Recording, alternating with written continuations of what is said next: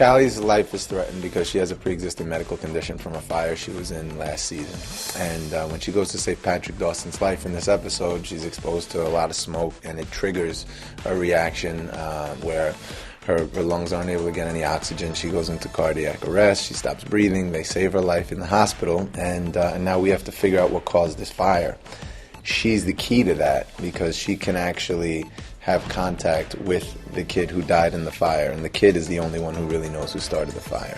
Wait, I'm sorry. All of a sudden I just realized that I actually we could have a double episode with Ghost Whisperer because Jennifer Love Hewitt could see me and we could solve the crime together. I've had, a near-death experience, and you do sort of get out of your body for a minute. I was drowning in Mexico a couple of years ago, and there's a point where you sort of resign to the fact that you're going to die. You resign yourself to the fact that you're going to die, and this state of relaxation comes over you. And I can see myself in the water. I didn't feel like I was out of my body looking at myself at the time, but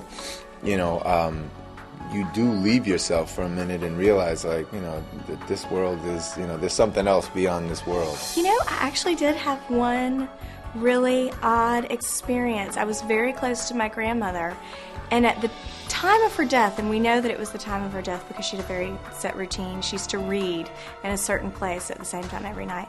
I was having dinner with someone, and I looked outside, and it was my boyfriend at the time, and I said, "Everything is going to be fine." And he goes, "What?" And I go, "Huh?"